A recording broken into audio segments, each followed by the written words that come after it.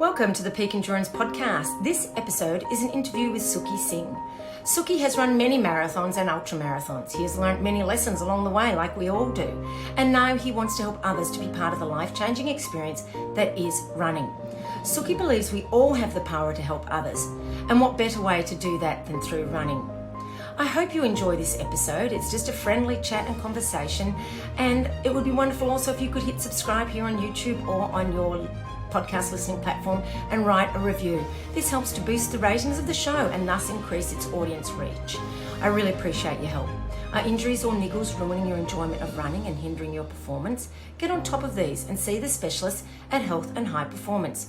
Utilising the latest in technology and with a wealth of experience, the team at Health and High Performance can assist you with all your running injury and performance needs. So, to get back to enjoying your running and achieving the results you are capable of, head to healthhp.com.au/run or find them on Instagram, Health High Performance. Health and High Performance are located in Mont Albert, Melbourne, but of course are available for telehealth appointments not only Australia-wide, but obviously around the world. Gotta love the internet. It's amazing, especially now we're using these sorts of things so much more. Contact them on their website to find out more. Wild Earth Australia are the online store to help you make the most of the outdoor with top quality gear at great prices. Peak Endurance podcast listeners can use the discount code Peak Endurance, all caps, to get 10% off at checkout. Head on over to wildearth.com.au to get everything you need for your next big adventure. If you want to be the best athlete you can be, you deserve the best coaching you can get. Peak Endurance Coaching has the personal touch you won't get elsewhere that will help you achieve your running goals. I utilise and create customised plans that reflect your commitments in life and your athletic history. You will become fitter, faster and stronger whilst becoming part of the welcoming Peak Endurance Coaching community. Don't waste a minute of your running journey. Email me, Isabel, at peakendurancecoaching.com.au. Remembering Isabel is ISOBEL. And let's get a program designed just for you started. I have limited spots available. Enjoy my chat with Suki. I'm sure you will.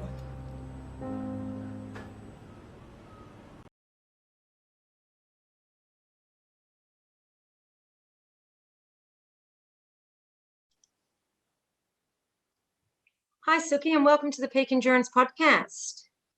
Thank you, Isabel. I'm really grateful to be here. Now, can you tell the listeners a bit about yourself and how you got into running and then ultra running? Yes, Isabel, I've been running for 10 years. I was born in India and I was not good at any sport, And in my school, I started a little bit of running, like 10 kilometer, maybe. I came last in that as well. But slowly, and then I moved to 21 kilometer half marathon, then 42 kilometer. Then finally, I did 50 kilometer. And in 2019, I did my first 100 kilometer, like in Surf Course Century. And I just got hooked actually after that. It was, I just realized I'm so much into this sport and I want to take this further. Then I started 100-mile challenge. Then I did attempt a 350 kilometer run in Western Australia. This was a massive challenge, but unfortunately I got disqualified at 204 kilometer. So yeah, I mean, still. So do you think you'll give that one another crack to see if you can make it to the finish before cutoff? Yes, definitely. I would love to try because it's a game. I met some incredible people. There who were 72 of us who were doing it. It was not a run. Actually, it was a survivor challenge, and it was a community building event, more or less, because you meet some people, you make friendship for a lifetime, you connect to nature, and you just appreciate it. I'm grateful for the life you have. And so I learned so much things, even though I failed, but I learned so much things. And definitely I will try again if COVID allows the event to take place. So I mean, it is my coach. I had a coach in Perth and he told me that if you do this challenge, you won't be the same person again because it's a massive 4-day race. And so. And I wouldn't really call it a failure. It's a learning experience on how to do it better next time, I guess.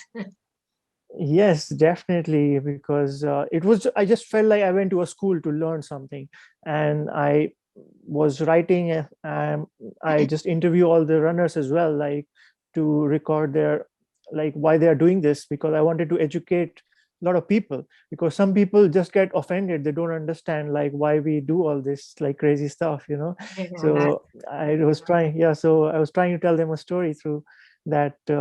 Yes, we are normal people, but we are chasing something extraordinary. Yeah, like, yeah. Yeah, now you've written a couple of books, Limitless Humans. I'll just grab them to show people who are watching it on YouTube, and also Chasing Genius.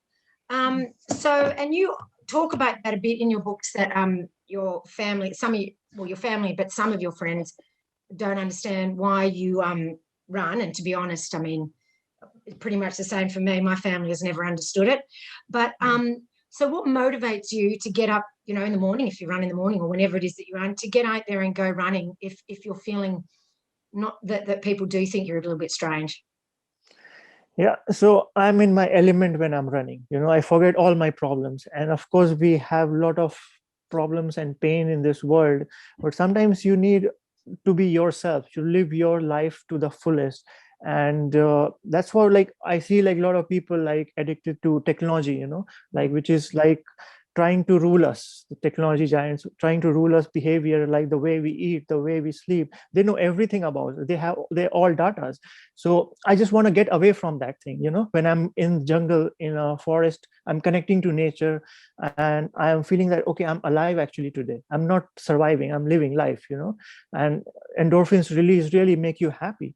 So at the finish line of any marathon, I have not met any sad person, to be honest. I always meet like smiling person. And then there are volunteers. Volunteering is also a good way. I mean, sometimes I would love to volunteer for Ironman challenges or any other triathlons, because it's so much learning and volunteering. I meet some incredible volunteers who really support me, and they're strangers, but they become like family, and they just cheer for you for no reason. And it just feels like, wow, this is so amazing. Like I did UTA in May. I did Ultra Trail Australia in the Blue Mountains. And I was so grateful, first of all, this event took place, and now this Yeah, you COVID were thing very happened after lucky. that. And I just like met some incredible volunteers in this event. And it was like a dream doing this event. Yeah. Yeah. No, and I understand what you're saying about the technology. When I did my 291-kilometer run, I commented afterwards that was the longest I hadn't used my phone in years, and it's quite scary that sometimes that's the only time we're not using our phones is when we're running. So it is good to get off them. Now, you say in your book Limitless Humans that running has helped lead you away from toxic and negative people and towards positivity. How has this happened? Yeah, first of all, Isabel, congratulations for your 291-kilometer run, because you are my inspiration. And I've just started listening to your podcast. And so definitely, I mean, I have got to learn a lot of from you. And second thing, to answer your question, yes, like what I feel like, we have a very small life and we can't make everyone happy in this world. Mm. So there are always some kind of negative and toxic people around, and we have to stay away from them.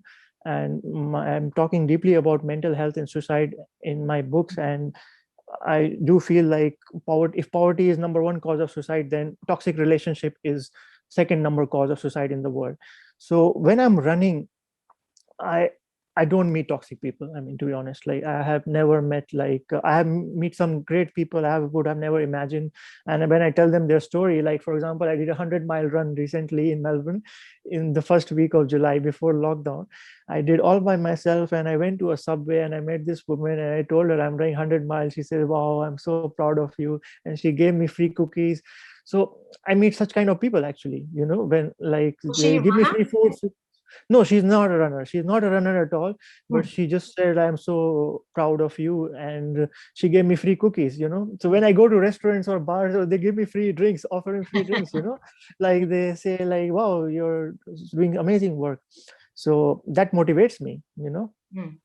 Like, yeah. Yeah. So And I think you know, I'm always amazed by those small acts of kindness, but really basically most people are good. So, but it just does seem to be a big focus on the negative aspects of people. And I think it's good to be able to focus on the positive.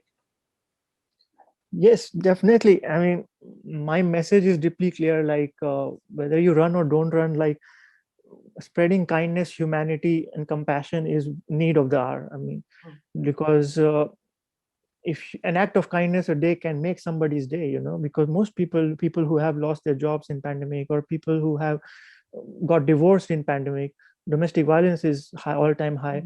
So just making somebody's day should be our priority. And it could be by just giving a hug. Like, I see often I got inspired by people in the CBD start with a poster, free hug.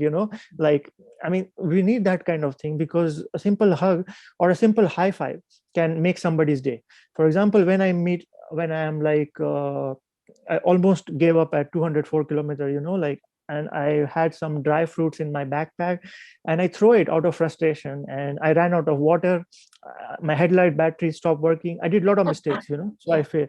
So, and was talking to myself, like, why I'm even doing this? Like, I could have done some kind of a job and I made money out of it, so what I'm getting out of it.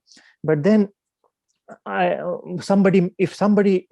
had a support crew that time who gave me a hug or high five and say that you can do it, I would have probably not failed. So I had no support crew in that 350 kilometer. You need someone, actually, you need motivation, definitely. So maybe you can be my next support crew in my next challenge. Yeah, look, and that's, I have noticed that within the ultra running community, which I'm sure you have too, that everybody really wants to help each other. And, yes, definitely. And it's definitely a very positive group. But as you say, mental health is a big issue, and ultra runners aren't exempt. And I don't know if, I mean, I'm sure you're aware that many ultra runners use running as their therapy. Yes. And I know you say in your books that you're trying to help people by being that beacon of positivity when you're out running, and you want to support people and help people. Do you want to talk more about that, about what your goal is with your running? Definitely. Like, running is just a thing which I'm using to spread the message. Basically, I mean, I'm pretty sure you know about the incident of Naomi Osaka recently. The Japanese tennis star, she was in the news. That's right. And she has been in the cover of Time magazine, and I was reading her story, and like that, there are so many cases which don't even get reported, because often what we see on social media about these movie stars or sports stars, we see like a one-sided picture, like, and sometimes I do realize, like, social media has become, it's no, there are a lot of good contents out there, but it's also, there's a fake world out there. Yes. Like, everybody is trying to appease one another by showing that, look at me, my beautiful abs, look at me, how great I'm, happy I am, and I have everything in life. It's not true. It's not true. I mean, I would say we have to be honest, and we have to start telling that, okay, it's okay to be not okay. Like, it's okay to feel depressed, it's okay to have a mental health day, and it's okay to get panic attacks, which I was getting actually in April 2019, and I have written it in my second book, because I wanted my audience to connect with that why I was. So I'm just saying that my goal is to spread the message of mental health among men, women, every one of us, whether you're rich or you're poor, all of us are going through some kind, and we have to be honest to the world. It's not like pretend to be somebody. Yes. So are you willing yourself to post on social media when you're having not such a good time with life? Definitely, yes, 100 times I will say yes, because I don't care what people will think. Like, the stigma is there, because I come from India, and mental health is treated like a common cold there. It's not. Yeah, so it's not taken seriously, and through my books I'm trying to educate the society as well. So it is a taboo, because what people will think, what society will think. And a biggest movie star in India committed suicide, like, last year, and it became a very big news around the world. Then I was reading a Japanese movie star committed suicide. Then I have actually the suicide data. I was reading, like, during the pandemic, how the suicide data have went up in the last 18 months. Like in US, it went 1.85% up. Yeah. In Japan, it went up. In India, it went up. In Australia also. So there are 3,000 people committing suicide every day in this world, which is 40 every 40 seconds. So I don't call these people as failure. I call the society as failure. Yes. We have failed to protect these humans. I call the culture as failure. And books and movies, I'm always been emphatic. I read a lot of books, and like Ariana Huffington has created a deep impact in my life. Like I read her book Thrive and Sleep Revolution 15 times before I wrote my books. And I sent email to her recently. I sent my book to her, and I sent email to her that you have created a very positive impact in my life with your books, because she is talking about all this, like importance of volunteering in our life, and why this mental health is happening, why we have a sleep crisis, why we have not eating proper diet. So like that's what I'm trying to raise issues, similar issues as well. Yeah. Yeah. Now, in your book, Limitless Humans, you have 11 rules for running, and one of which is don't compare yourself to others, which I'm presuming is part of all of this too, because that's what social media really Yes, definitely. encourages us to do, is to compare. And so why is this trying not to compare yourself so important? That's a wonderful question, Isabel. And like I've been reading two books on that as well. So social media actually has become, unfortunately, a place we have been constant state of comparison. And recently, Australia Talk survey by AVC released this statement that 50% or over 50%, I don't know the exact data, but they feel worse about themselves by seeing their friends achieve something on social media. Like for example, if I run 100 mile and I post somebody on some of my friend who can't run even 1 mile, they might feel worse about themselves. Yeah. So to them I'm saying a message that you don't have to run even 1 mile. You don't have to. I do because I love that, I do So it because in saying that, you know, does that can then make us feel guilty about posting about our accomplishments? Is there a way that we can do it so that we can still, post our yes, yes, accomplishments? yes, we can definitely post, but I'm trying to educate them that you find your personal legend. For example, I run for 104 hours. You play music for 104 hours. You Yeah. paint, you be creative, you be in your own field. You don't have to compare yourself to somebody. Mm. And often we compare ourselves to in our own friend circle. We will not compare someone who is homeless or who is in extreme poverty. We will compare ourselves in our own circle, that he is my friend and he's doing really well, and why I'm not doing well. So that is the human nature, and that will always be there. I think even there are many books written on that, but still it'll be there. But somehow we can educate the society we live in that it will give us stress, unnecessary stress.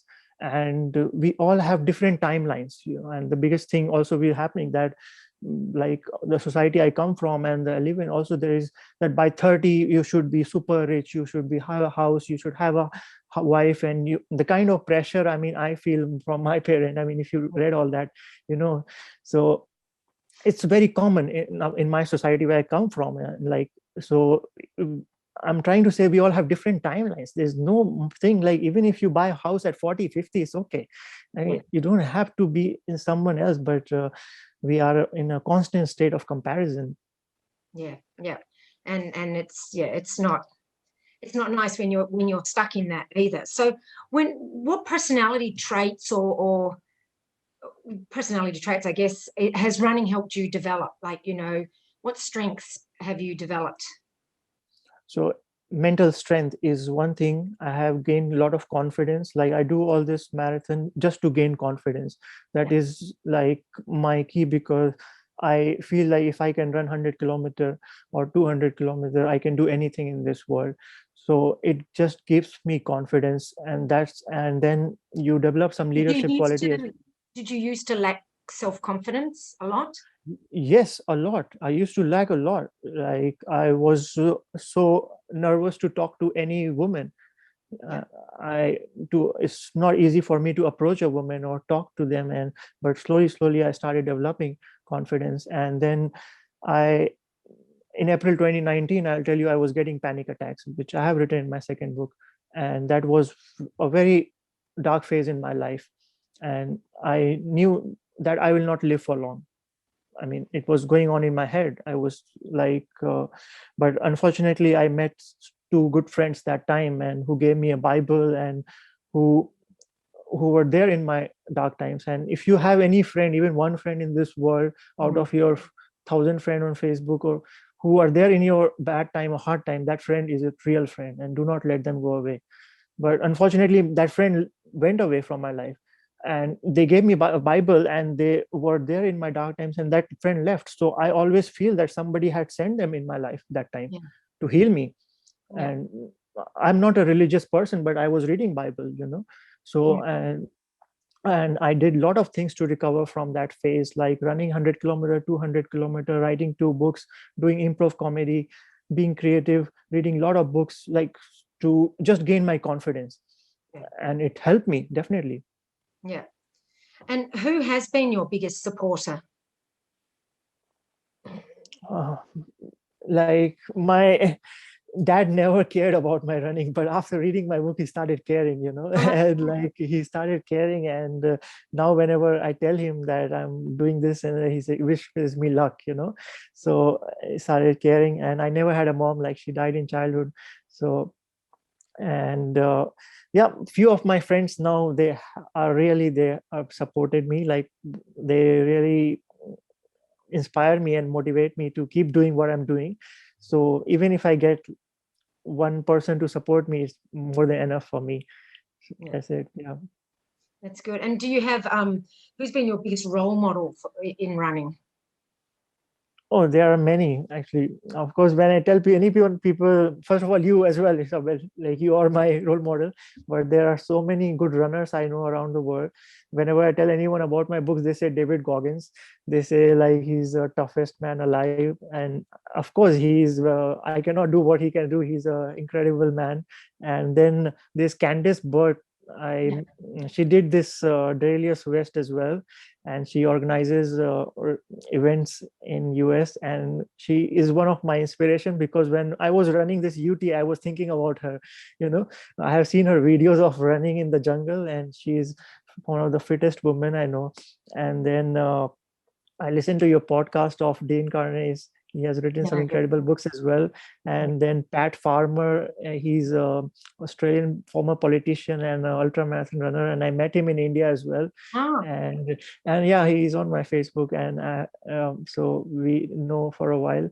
And then there are two good Indian runners as well. Breeze Sharma, whom I interviewed for this 350 kilometer, he did 2 times, and he has done Bad Waters, and so he is in a good Indian runner. And then Milind Soman, he has kind of created a revolution, tried to create a revolution in India for a running community. It's not much of a sport other than cricket. Cricket is a very big thing there, but running, not many people care. But now these 2 3 people, they are trying to spread running as a important sport.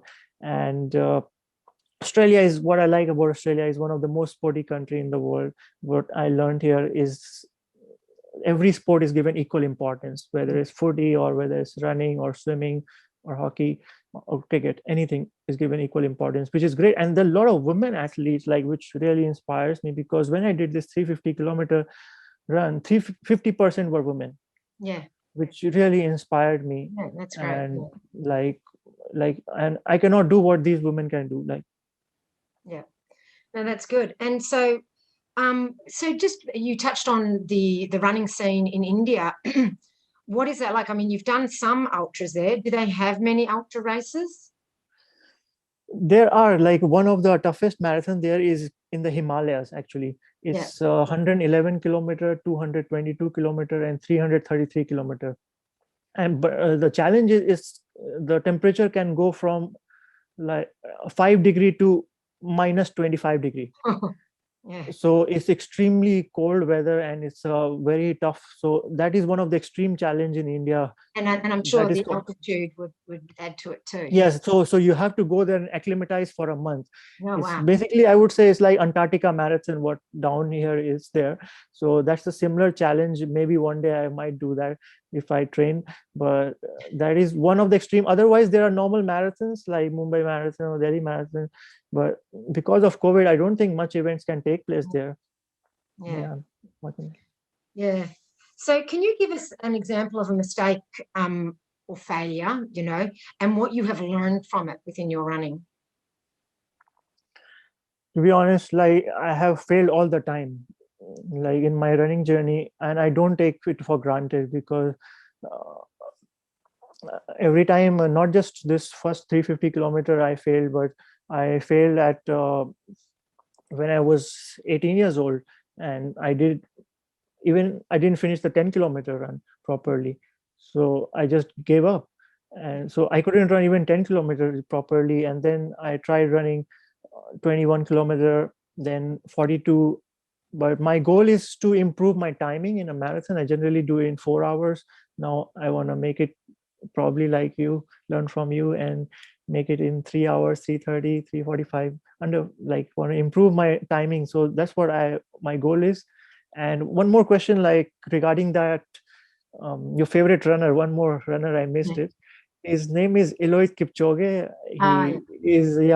He did Yeah. 1:59, and I do follow him very religiously. He's an inspiration. So I Yeah. try to learn from these runners. We don't compare each other, but we learn from each other. Yes. Yeah. Now, in a race, when you're suffering, how do you cope with that? Yeah, that's a great question. One rule I have is I chant. I'm a big follower of Dalai Lama. If you know, like he's a spiritual leader. I read a lot of his books, and he lives in Dharamshala in India. And he talks about kindness, compassion, peace of mind, and all that. So I chant this Tibetan mantra. It's called Om Mani Padme Hum. It means something like you're in a happy state when you. So whenever I'm lacking energy and I have no food around, or I just chant that mantra. I've written that in my book as well. It really helps me. Like it gives me some positive energy. And then I think of some people who I got motivated by, and I think like that I can do this. Yes, definitely. Yeah. Yeah. Now, you also talk in your book about how having other hobbies and sort of focusing on a healthy lifestyle helps with, mental health and that sort of thing. Can you tell us a bit more about that? So I like cooking as well, and I love cooking, but I try to avoid like eating unhealthy food. These days, I'm trying to lose weight, and losing weight will help me improve my performance as a runner. So my goal is to lose like 4 or 5 kilos. And lately, I've been eating very healthy, which is a strict salad, chicken salad, and all. I've been eating spinach, celery juice, all this. But there was a time when I was going eating very kind of bad food and junk food, and which is basically really bad. And I've written this as well, that my biggest bad habit was Coca-Cola. Mm. I was drinking this for last 10 years. I don't drink, I don't smoke, I don't do drugs. I have no other bad habit. But this was my biggest bad habit, Coca-Cola. And this is so addictive, and sugar, and it's actually a poison if you know this. And but so I completely try to get rid of this. Then other hobbies I did other than cooking, like painting, creativity, being, like, if you see the background, there's my painting. Aye. uh, I used to do it as a child, but as a child, everyone has painted, but we lose our creativity. So then I tried writing as well. Yeah, writing blogs and writing books is another hobby. Reading books is very important for me because I love reading books, and it gives me so much motivation. It makes me feel alive, and I try to stay away from technology and phone all the time, because so I completely turn off my phones when I go to sleep, all the technology items away from our life. And then and recently I've started waking up early, like 5 a.m. And these days I'm getting up in the cold weather 5 a.m. without alarm, and I'm so surprised, like how I'm able to do this. This is such a great feeling, and it's a great habit as well. So So, yeah, I do a lot of hobbies. Yes. yeah, certainly coming off the phones helps you sleep, because if we're using the phones a lot before sleep, that's going to affect our sleep, and if it's buzzing throughout the night, certainly that's going to affect it too. Definitely. And that's a very big thing, because we are so much dependent on our phone for everything. It has all the information, the knowledge. And so we can't imagine a day without a phone. So as you mentioned earlier, like you ran 200, 300 kilometers almost, and without a phone for 3 days, that was such a big thing, because then you get away from this technology which is always there in our lives, and they behave, they dictate the terms we do, like they have a location, they know what we eat, what we sleep. So basically we all are already naked, if even if we are trying to hide anything. So I try to get away when I'm sleeping. I turn off all the phone and gadgets and computer and everything before going to bed. And when we get up, not just looking at the phone, or okay, like, or your Instagram, or how many likes I got, how many followers I have, because most of the teenagers, they are doing this like today. So the first thing they are doing, because they, and so when we get up, I just meditate for 5 minutes, I light a candle, and just be grateful for this life, and then I start my day with a run, and then work and do study, whatever. So yeah, personally, yeah, when I get up, I do my gratitude journal, and I don't look at my phone, until, like for the first half hour while I'm doing my other stuff. And I think it's good not to go for the phone the first thing that you do when you wake up. I think that's definitely going to help mental health not to do that. definitely, I sleep with Ariana Huffington's book.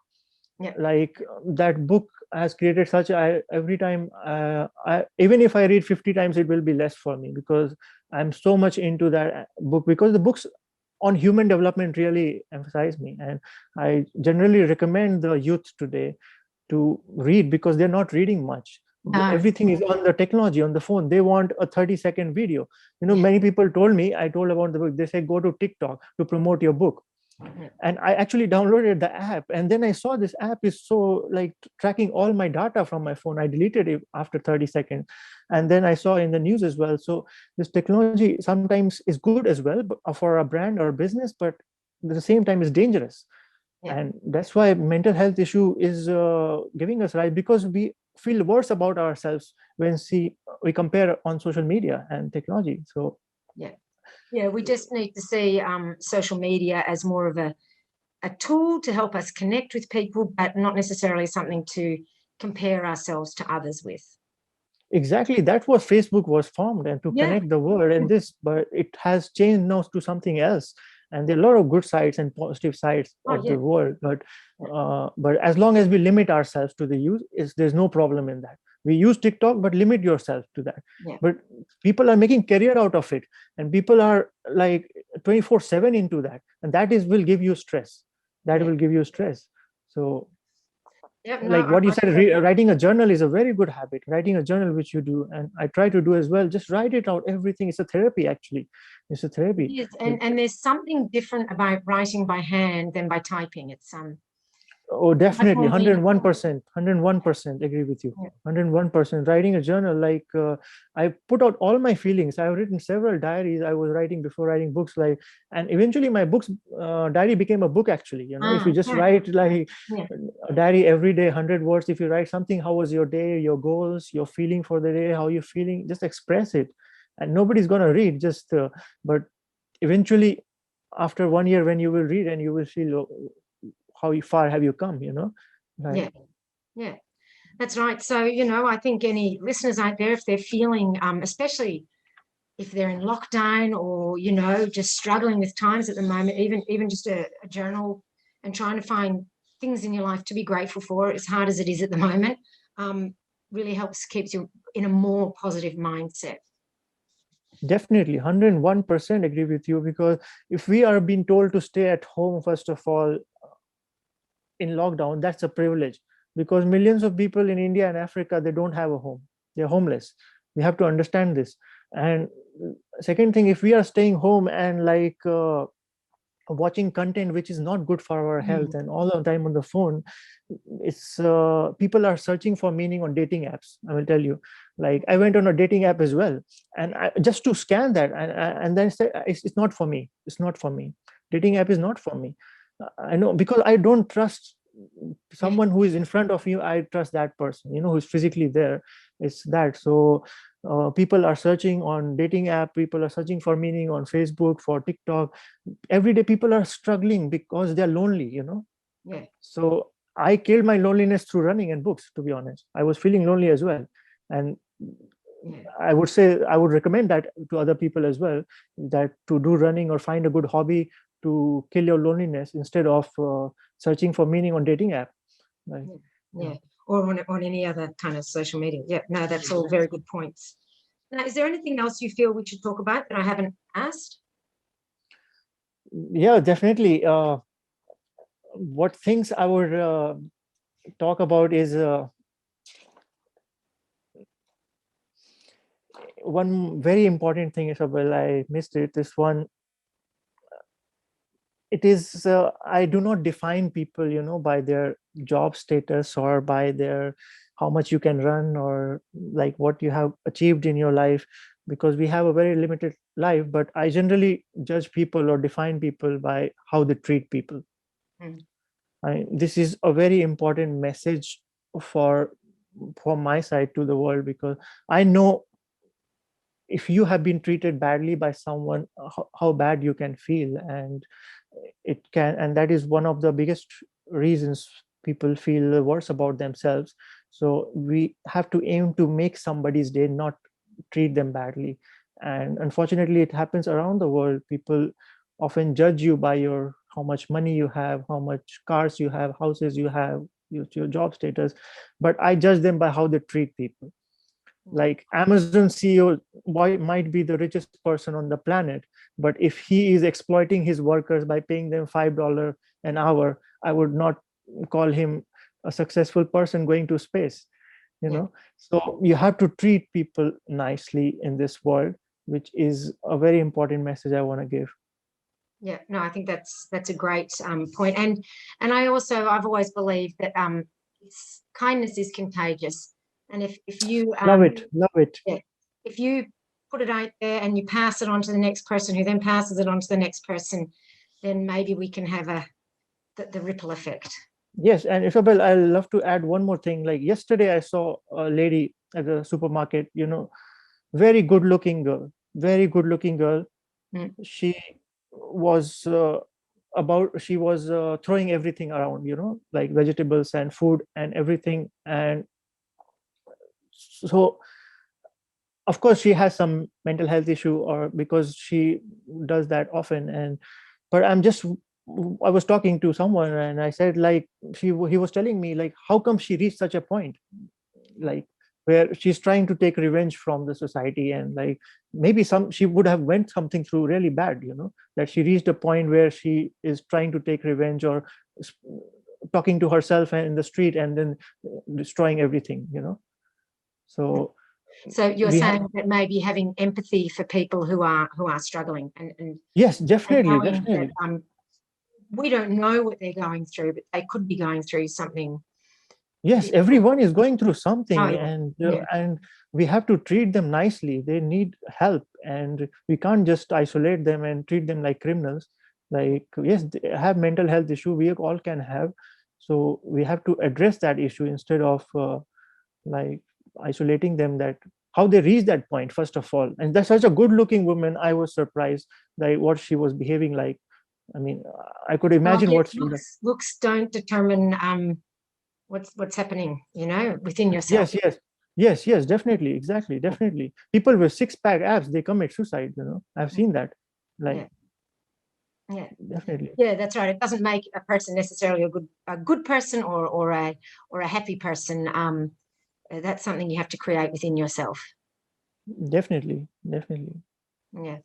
All right. Well, thank you so much for joining me today on the podcast. I really appreciate it. And of course, where can people get your books if they are interested in reading more about you and your journey within running and towards positivity? Where can they find out more? Yeah, both my books are available on Amazon. I really recommend you to check it out on Amazon, watch some reviews. And yes, happy to connect on Instagram, LinkedIn, Facebook, anywhere. and you can be my support group for the next run. Definitely. Got Yeah, me I in need no motivation worries. as I'll well. be Yes. there. Yeah, all right. Well, I'll put the links to the books on Amazon in the show notes if people want to go and Yes. have a look. And I recommend them just for, I really love your outlook on life and how much you want to share your positivity and helping people. And I think it's a very admirable position that you're Thank in. you. So thank you very much. Thank you. Thank you so much. Thank you so much. Lovely talking to you. Thank you.